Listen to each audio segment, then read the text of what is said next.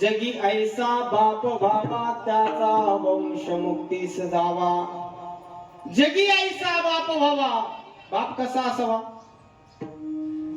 बाप ज्ञानी असावा. बाप आता तुम्ही म्हणता बाप प्रॉपर्टीने मोठा असावा का? बाप पैशाने मोठा असावा का? बापाकडे 40 एकर 50 एकर जमीन असावी का? हो, नेमका काय पाहिजे बापाकडे? जगी ऐसा बाप, कैसा बाप असावा? बापाकडे नेमकं काय असावं? तर बापाकडे संस्कार असावेत. बापाकडे चांगले विचार असावेत. विचारानं मोठा असणारा बाप आपल्या घरामध्ये असावा. ज्या घरामध्ये विचारानं मोठा असणारा बाप आपल्या घरामध्ये, त्या घरामध्ये सुसंस्कृत आणि सुशील मुलं त्या ठिकाणी जन्माला येतात. अहो, माझ्या विठ्ठलपंत आणि रुक्मिणी माता यांच्या पोटी कोण जन्माला आलो? निवृत्ती दादा, ज्ञान दादा, सोपान काका आणि मुक्ताबाई. मला सांगा की 4 भावंड या घरामध्ये जन्माला आले. त्या आई बापाकडे काय असं प्रॉपर्टी होती का? त्या आई बापाकडे संपत्ती होती का? जमीन जुमला होता का? त्या आई बापाकडे काहीच नव्हतं, पण त्या आई बापाकडे संस्कार होते. संस्काराने ते आई बाप मोठे होते. त्या घरामध्ये स्वतः भगवंताने जन्म घेतला. आपल्या घरामध्ये आपल्या पोटी भगवंताने जन्म घ्यावा. देवानं आपल्या घरामध्ये देवानं जन्म घ्यावा, त्याच्याकरता आपला बाप तेवढा क्वालिटीचा असावा, आपली आई तेवढी क्वालिटीची असावी. आई बापाचे संस्कार या त्या ठिकाणी चांगले असावे लागतात. कारण माऊली ज्ञानोबाराय एवढे दिवस झाले, बरोबर आहे, एवढे दिवस झाले माऊली ज्ञानोबारायांची कीर्ती अजून वाढते का कमी झाली? हो, वाढतेच ना. ज्ञानोबारायांची कीर्ती वाढतच चालली. या 4ही भावंडाची कीर्ती वाढतच चालली. तसं आपल्या घरामध्ये सुद्धा कीर्तिवान, यशवान, त्याच्या पुढे जाऊन सांगायचं झालं तर आपल्या घरामध्ये एक तर संत जन्माला यावा, नाही तर एक तर शूर तरी जन्माला यावा. आपल्या घरामध्ये शूर सांगायचं झालं तर डॉक्टर बाबासाहेब आंबेडकरांसारखे मुलगा आपल्या घरामध्ये जन्माला यावे. सावरकरांसारखे मुलं आपल्या घरामध्ये जन्माला यावे. त्याच्यानंतर टिळकासारखे मुलं आपल्या घरामध्ये जे क्रांतिकारी आतापर्यंत झाले त्यांच्यासारखे मुलं आपल्या घरामध्ये जन्माला यावे. नाहीतर आपल्या घरामध्ये ज्ञानोबानं यावं, तुकोबानं यावं, सावता महाराजांनी यावं, सेना महाराजांनी यावं, त्याच्यानंतर एकनाथ महाराजांनी, अहो संतांनी आपल्या घरामध्ये जन्माला यावं. त्याच्याकरता आईची पूस पण तेवढी पवित्र लागते, आईची पूस पण तेवढी चांगली लागते. कारण माऊली ज्ञानोबा या ठिकाणी म्हणतात का भूमीचे मार्गव सांगे कुंभाची लवलव नाना आचार्य गौरव सुकुलीनांचे. ज्या ठिकाणी सुकुलीनांचे म्हणजे जमिनीमध्ये जर आपण बी रोवलं, आता बऱ्याच जणांनी या ठिकाणी ज्वारी पेरल्या असन, बरोबर आहे, गहू पेरला, ज्वारी पेरली, कांदे लावले. आता जे पेरलं तुम्ही ते असं वर टाकलं का त्याला झाकून टाकलं?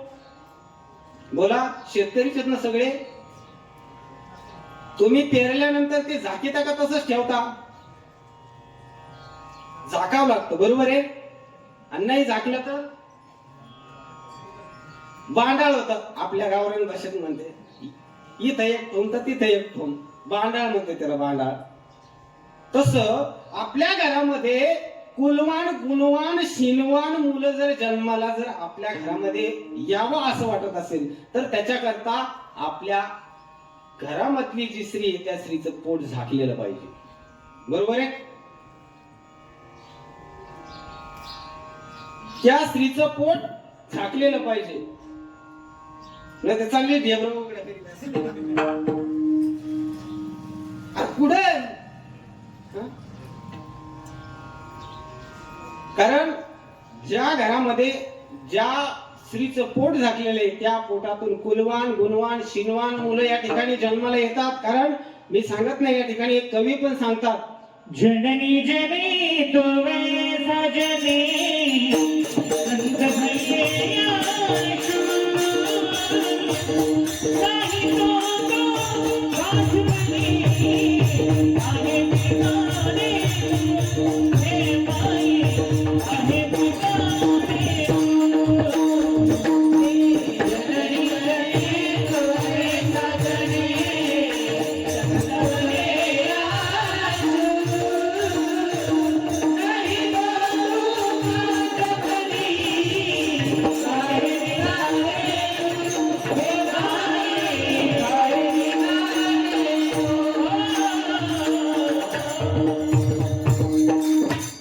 जननी जने तो ऐसा जने संत बने या शूर नाही तो तू बांज भली काही बिगाडे नूर.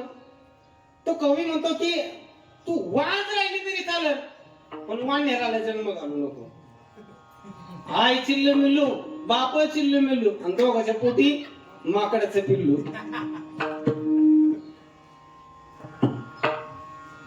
आपल्या घरामध्ये एवढे कुलवान गुणवान मुलं जन्माला यावे की त्यांची कीर्ती त्रिभुवनामध्ये झाली पाहिजे. पुत्र भावा ऐसा गुंडा त्याचा तीही लोकी झेंडा. नाही तर आपल्याकडे ना झेंडे घेणारे लई आहेत. झेंडे घेणारे लई आहेत.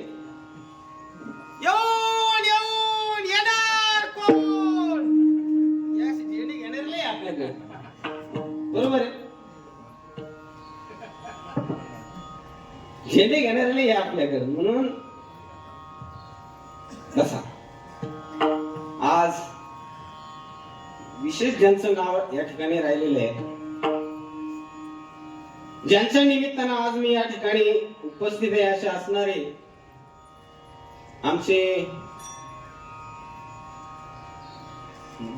आपले नाव काय तुमच्या ऋषीचं काय नाव होते?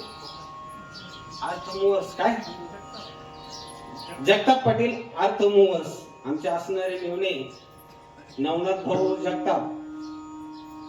आज या ठिकाणी नवनाथ भाऊना मला या दादांच्या पुण्य स्मरणाकरता आमंत्रित केलं. त्याच्यानंतर आता बरेचसे जण या ठिकाणी ओळखीचे आहे, काही जण ओळखीचे नाही, पण आपण आपलं समजून घ्याय की नाही.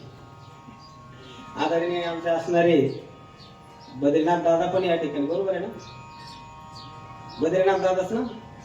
हा, ते पण आज या ठिकाणी आवर्जून उपस्थित आहे. आमचे सासरे सासू या ठिकाणी उपस्थित आहे. हा, तसे पानसवाडी आता परिसरात पानसवाडीची बरीच मंडळी आहे, परिसरातील बरीच मंडळी आहे, पाहुणे मंडळी आत्तिष्ट नातेवाईक या ठिकाणी आहेत.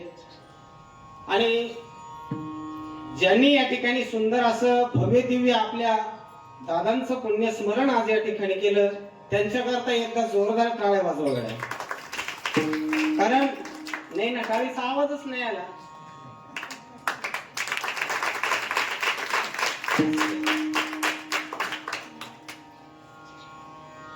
कारण ही कीर्तनाची सेवा नव्हती या ठिकाणी प्रवचनाची सेवा होती. पण काय मुलांच्या त्या मनामध्ये आलं, अरे ज्या बापाने आपल्याला जन्म दिला, ज्या बापाने आपल्याला जग दाखवलं, ज्या बापाने आपल्याला संपत्ती दिली, धन दौलत दिलं, त्या बापाकरता आपण कंजूसपणा करणं म्हणजे जरा बरोबर वाटत नाही. म्हणून त्यांनी नाही म्हणे बाबा आपल्याला कीर्तन सेवाच करायची. ते पण आता 2 दिवसावर आल्यानंतर त्यांनी सांगितलं बाबा कीर्तन सेवाच करायची. म्हणलं ठीक आहे. अगोदर दादा म्हणलं बघा बरं का सगळं, काळजीच नका करू म्हणे बाबा, टेन्शनच नका घेऊ. मग आता म्हणून या त्यांच्या मुलींना त्यांच्या मुलांना या ठिकाणी खऱ्या अर्थानं या ठिकाणी दादा बघत असतील की माझ्या मुलाने खऱ्या अर्थानं आज या ठिकाणी मी खऱ्या अर्थानं मुक्त झालेले, कारण त्यांनी खूप सुंदर असा या ठिकाणी माझा सोहळा केला. ज्ञानदाने, अन्नदाने, वस्त्रदाने, भूदाने, गोदाने, सुवर्णदाने सगळ्या प्रकारचे या ठिकाणी दान केलेले आणि सगळ्यात महत्वाचं पिंडदाने. म्हणून या ठिकाणी या मुलांना आणि त्यांच्या मुलींना या ठिकाणी धन्यवाद देतो. आपण कुठे होतो, काय सांगत होतो मी? कीर्तन सांगत होते बाबा तुम्ही.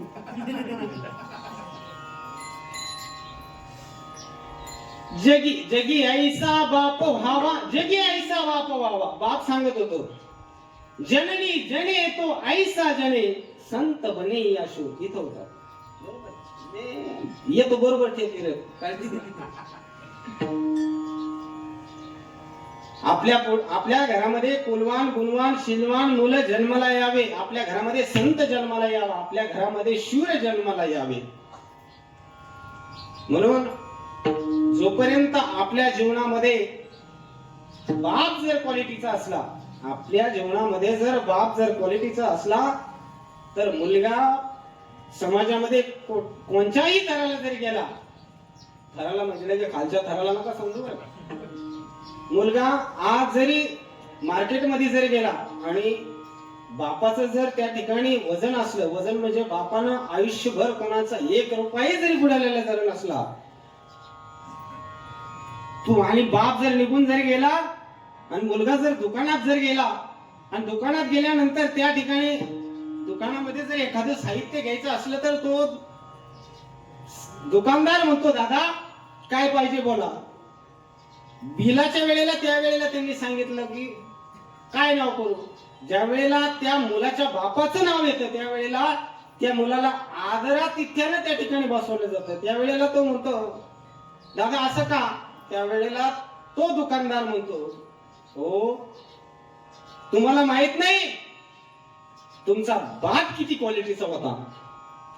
या मार्केटमध्ये बापाची एवढी क्वालिटी होती, बापाचं एवढं वजन होतं की तुमचे वडील नुसते दुकानात येऊन जरी बसले, म्हणजे तुमच्या बापाने कधी व्यवहार चुकीचा केला नाही. आणि माझ्यासारखा जरी एखादा जर गेला दुकानात, बरोबर आहे, माझ्या घेऊन बोलतो, माझ्यासारखा जरी एखादा दुकानात जर गेला, दादा अमुक अमुक द्या ना, या तुमच्या बापाचं नाव काय हो, अमुक अमुक. पहिले बाहेर निघा, निघा बाहेर निघा.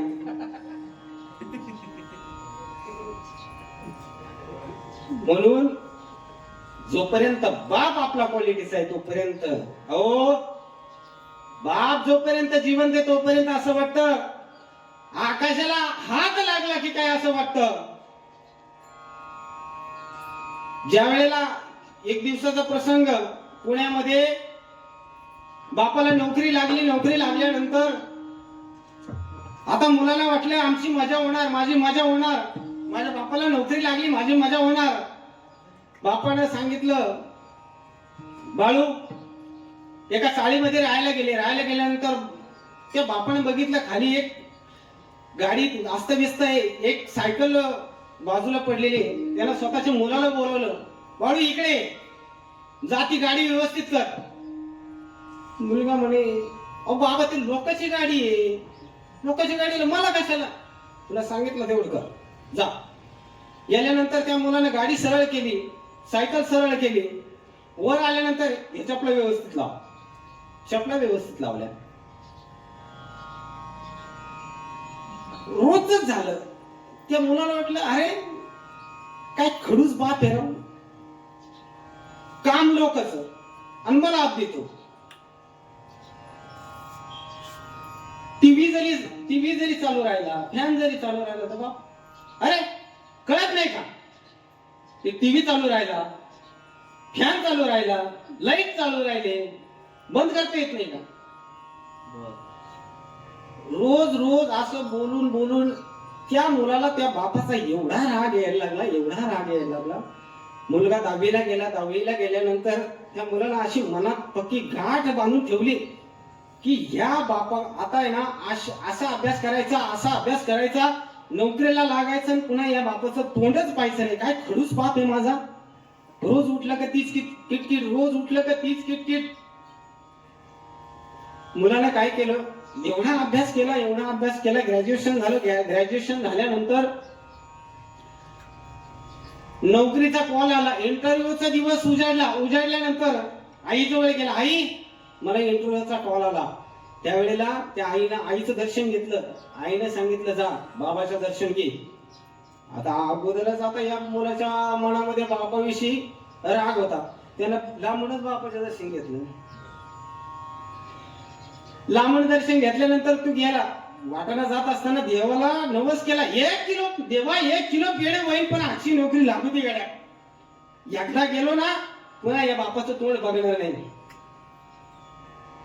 तिथं गेल्यानंतर इंटरव्ह्यूच्या ठिकाणी गेल्यानंतर त्या ठिकाणी त्यानं बघितलं गाडी हस्ताविसते कुठेतरी एक सायकल पडलेली. त्यानं गेल्यानंतर ती गाडी सरळ लावली, ती सायकल सरळ लावली. एक कुंडी पडलेली होती तिच्यातून माती पडलेली होती, त्यानं ती कुंडी सरळ केली. ती कुंडी कुंडीत त्या माती टाकली. माती टाकल्यानंतर त्या कुंडीला पाणी घातलं. वर आल्यानंतर चपला कुठेतरी अशा अस्ताव्यस्त पडलेल्या होत्या, त्या चपला व्यवस्थित लावल्या आणि लाईनच लाईन बघितली इंटरव्ह्यू करता. अरे बापरे, आता आपला नंबर केव्हा लागायचा. पुन्हा देवाला नवस केला, देवा अजून 1 किलो पेढे होईल राव, एवढी नोकरी लागू दे राव.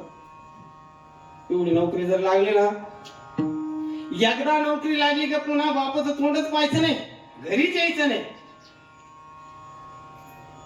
ज्या वेळेला तो त्या खुर्चीवर बसला, खुर्चीवर बसल्यानंतर रोजच्या सवयीप्रमाणे, आता रोजच सवय लागली होती घरामध्ये, सवयीप्रमाणे काय झालं, एका खोलीमध्ये फॅन चालू होता, लाईट चालू होती.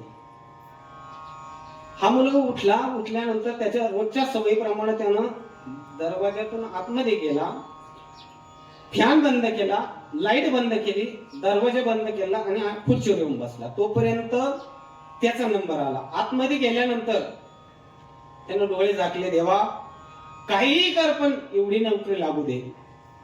आणि डोळे उघडले. डोळे उघडल्यानंतर त्या मुलाच्या हातामध्ये त्या साहेबांनी लिफाफा धरला. लिफाफा धरल्यानंतर त्या मुलाने विचारलं, अहो तुम्ही तर माझा इंटरव्ह्यू घेतलाच नाही, मग मला नोकरी कशी काय लागली. तुमचा इंटरव्ह्यू झाला म्हणे. अरे अहो साहेब कस काय माझा इंटरव्ह्यू झाला. ज्या वेळेला तुम्ही एंट्री केली तेव्हापासून तुमचा इंटरव्ह्यू चालू होता म्हणे. ज्या ज्या ठिकाणी तुम्ही अगोदर मोटरसायकल उचलली तिथे आमचे सीसीटीव्ही कॅमेरे लावले होते. तुम्ही कुंडी सरळ केली तिथे सीसीटीव्ही कॅमेरे लावलेले होते. तुम्ही बल्ब बंद केले, चपला सरळ केल्या तिथे सीसीटीव्ही कॅमेरे लावलेले होते. आम्हाला आमच्या कंपनीमध्ये खुर्चीवर बसणारा मॅनेजर नकोय, आमची कंपनी सांभाळणारा पाहिजे आम्हाला. हाच तुमचा इंटरव्ह्यू. महाराज त्या विठाला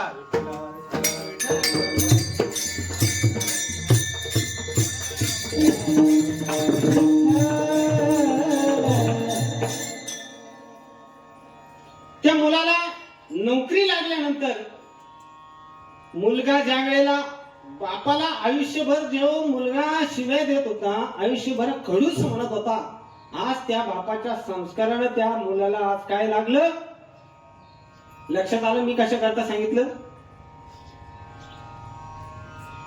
त्या मुलाला आपल्या बापाच्या संस्कारामुळे आज त्या मुलाच्या लक्षात येत होतं की माझ्या बापाच्या संस्कारामुळे मी आज आयुष्यभर बापाला खडूस म्हणत होतो, माझ्या बापाला दोष देत होतो, पण त्या बापाच्या संस्कारामुळे आज मला नोकरी लागली. घराकडे पळत सुटला. पळत सुटल्यानंतर दर मजल करत तो घरी आला. घरी आल्यानंतर आईला म्हणला, आई मला नोकरी लागली, देवाला पेढे ठेव आणि तुझ्या बापाच्या पाया पड.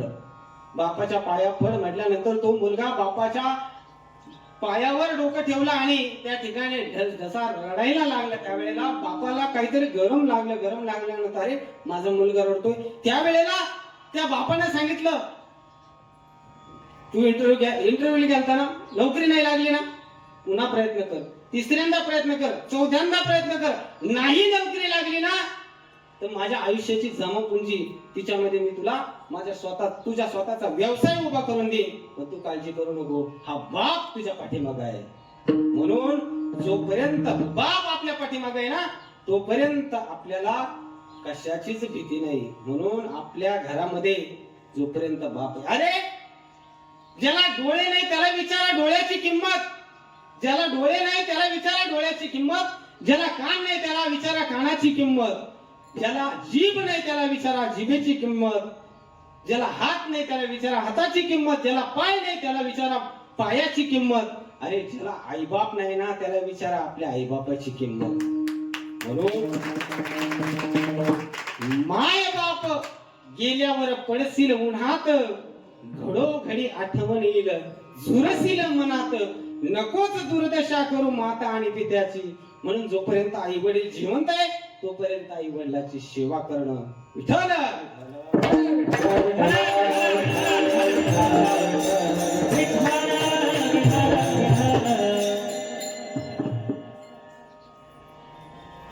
सगळ्यात भाग्यवान माता भगिनी तुम्ही ऐकताय ना.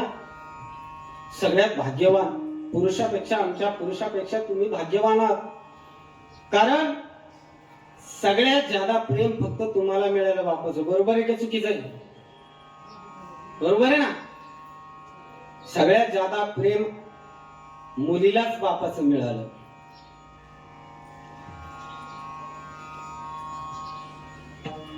कारण ज्या वेळेला तुम्ही तुमच्या लग्नाचा दिवस आठवा, लग्नाचा दिवस आठवल्यानंतर कळेल तुम्हाला बाप तुमच्या करता काय काय करतो. तुम्ही जर आजारी पडला, कारण बापाचं आणि लेकीचं प्रेम हे निस्वार्थ प्रेम आहे. वेगळं प्रेम आहे बापाचं आणि लेकीचं. माय बापो, ज्या वेळेला हे माता भगिनी तुमचं ज्या वेळेला लग्न जमतं ना त्या दिवशीचा दिवस आठवा. तुम्ही ज्या वेळेला लहान होता, लहान असताना तुम्ही जर आजारी पडला, लहान मुलगी जर शाळेतून आली, शाळेतून आल्यानंतर आईला अगोदर तुम्ही काय विचारतो? काय विचारता? लहान मुलगी अगोदर तुमच्या घरामध्ये लहान मुली नाही का? लहान मुलगी जर आली घरामध्ये तर ती काय विचारते? पहिला प्रश्न काय असतो तिचा? माझे बाबा कुठे?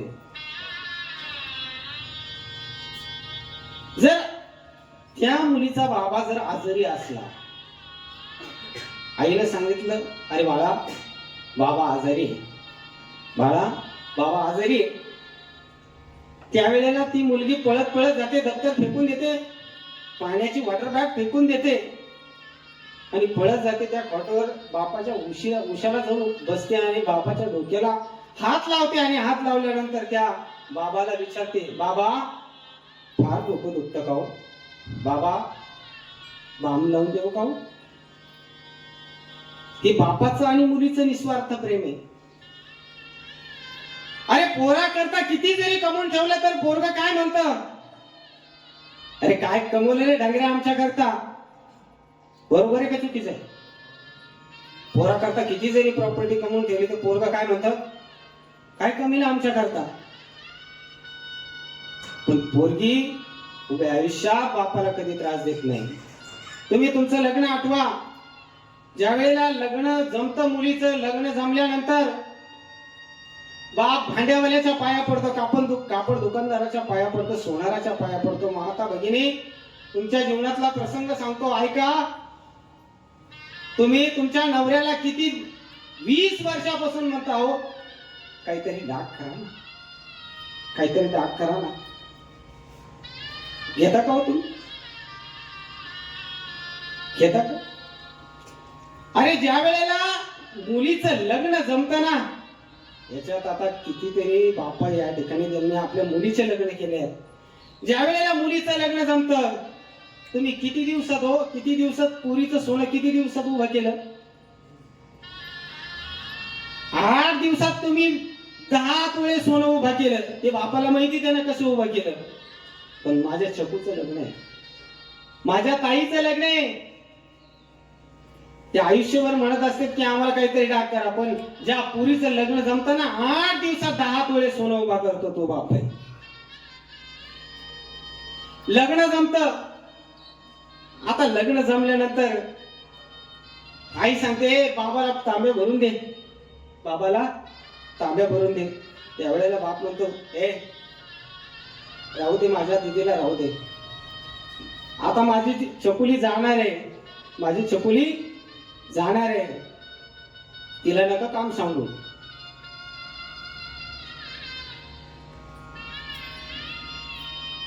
आठ दिवसात तो बाप आपल्या करता, त्या लग्नाकरता सगळ्या वस्तू उभा करतो. लग्न जमतं, लग्नाचा दिवस उजळतो. लग्नाचा दिवस उजाडल्यानंतर नवरदेव नवरी त्या ठिकाणी येत असतात. मंडपामध्ये आल्यानंतर आणि त्या ठिकाणी बोहल्याकडे येतात. बोहल्याकडे आल्यानंतर उभा राहिल्यानंतर त्या ठिकाणी कुणीतरी गायक, त्या ठिकाणी कुणीतरी महाराज मंडळी त्या ठिकाणी आशीर्वाद देतात. कुणीतरी गायक त्या ठिकाणी सुंदर असं मंगलाष्टक त्या ठिकाणी म्हणत असतात. दुडू दुडू धावयाची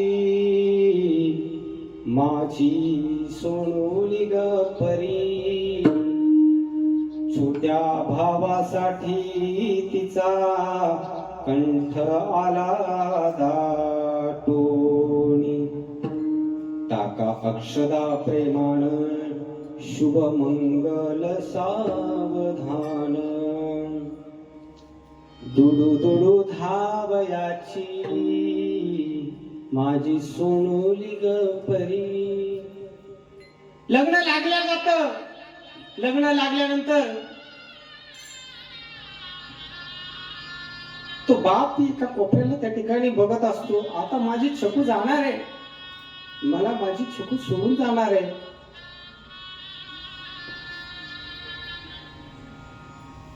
मुलगी निघायची वेळ होते. त्यावेळेला काही महिला मंडळ त्या ठिकाणी म्हणतात, हो दादा, पोरगी निघाली होता, ते गाणं वाजवा ना. कोणतं गाणं वाजतो ते? ला ला ला ला ला ला ला ला ला. काय म्हणतात तुमच्याकडे? झालीचं का जुलीचं? झालीचं. ला ला ला ला ला ला ला ला ला ला ला ला ला ला ला ला ला. माझी प्रीती ग वाया गेली, ज्याची होती ग त्यानं नेली. असंच असतं काहीतरी. अरे ज्या वेळेला ती मुलगी निघते मंडपाच्या एका कोपऱ्यामध्ये, तो बाप त्या ठिकाणी त्या मुलीकडे बघत असतो. कोण म्हणतो तुमच्या करता बाप रडला नाही? तुम्हाला माहिती का तुमचा बाप कधी रडला? ज्या वेळेला तुम्ही तुमचं लग्न जमलं त्यावेळेला तो बाप, तुम्ही घरामध्ये झोपलेले असताना रात्री 12 वाजता तुमच्या उशाला आला. तो बाप तुमच्या उशाला आला आणि आपल्या तोंडामध्ये रुमाल घेऊन कसा रडला. तो बाप आहे. कोण म्हणतं रडला नाही? त्या मंडपाच्या कोपऱ्याला तो बाप त्या ठिकाणी बघत असतो. अरे आता माझी चिको जाणार आहे. काहीतरी त्या मंडपवाल्याला म्हणतो, तुमचे भांडे भरून घ्या, भांडे भरून घ्या तुमचे. सौंदावाल्याला म्हणतात तुमचे व्यवस्थित भरून घ्या. प्रत्येकाला त्या ठिकाणी तुमच्या चटाया व्यवस्थित भरून घ्या. कारण तो बाप त्या मुलीपासून लांब लांब लांब थांबण्याचा प्रयत्न करतो. त्यावेळेला ती मुलगी आपल्या बाबाकडे बघत असते आणि म्हणत असते, बाबा, नाना, दादा, आप्पा. त्यावेळेला तो बाप ऐकून नाही ऐकल्यावानी करतो.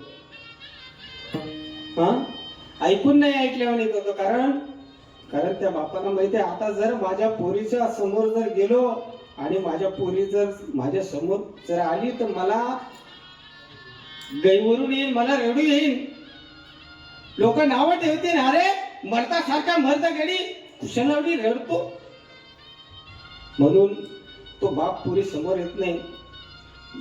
मुलगी निघायची वेळ होती. निघायची वेळ झाल्यानंतर ती मुलगी आत्याच्या, काकूच्या, ताईच्या गळ्यात पडून रडत असते. आणि रडत असताना ती आई त्या मुलीला सांगत असते, मुली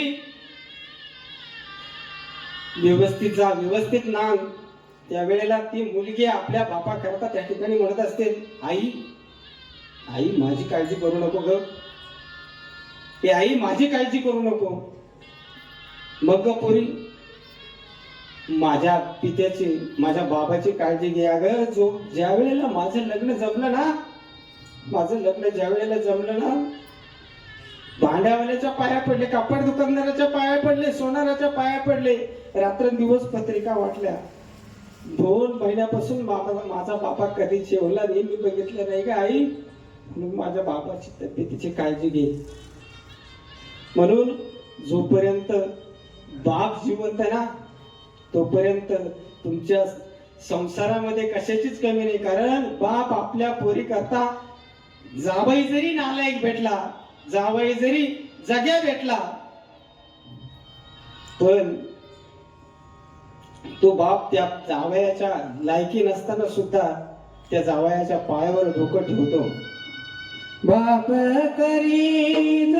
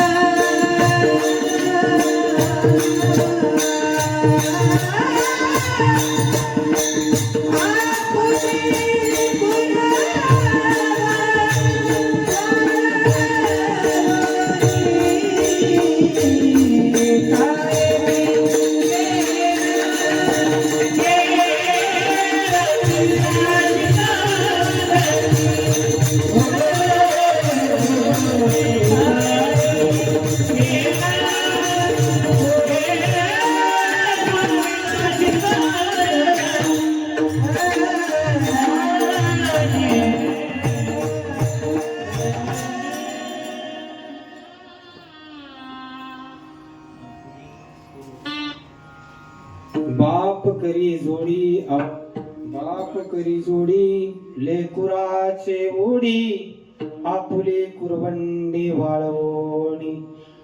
म्हणून तो बाप, ती आई त्या लेकीला सांगत असती, पोरी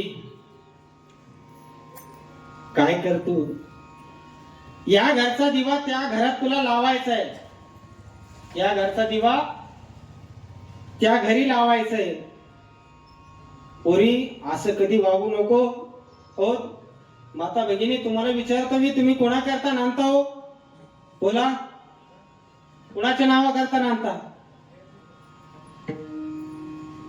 कुणाच्या नावा करता नांदता? आपल्या आई बापाच्या नावा करता नांदता. आई पोरीला सांगते, पोरी तुझ्या बापाचं आणि तुझ्या भावाचं नाव कधी मातीत जाऊ देऊ नको. म्हणून बाप त्या ठिकाणी, आई त्या ठिकाणी सांगत असते, तुला नांदून दाखवायचंय. कोणा करता? तर आपल्या बापा करता आणि आपल्या भावा करता. म्हणून जोपर्यंत आपल्या जीवनामध्ये बाप आहे, तोपर्यंत आपण जगातला सगळ्यात सुखी माणूस आहे. आणि ज्या दिवशी आपला बाप निघून जातो ना, त्या दिवशी त्या जगात आपल्याला, कारण लक्षात घ्या, जोपर्यंत बाप आहे तोपर्यंत कशाची कमी हो. आई फक्त एका दिवसाच्या जेवणाची शिदोरीची तयारी करते. आई फक्त एका दिवसाच्या जेवणाची शिदुरीची तयारी करते. अरे बाप आयुष्याच्या जेवणाची शिदुरीची तयारी करत असतो. म्हणून तो बाप असतो. आणि तो बाप आज आपल्यातून 1 वर्ष पूर्ण झालं, निघून गेला. त्या बापाच्या पुण्य स्मरणाच्या निमित्तानं आज त्यांच्या मुलानं, मुलीनं, नातीनं, नातवांनं,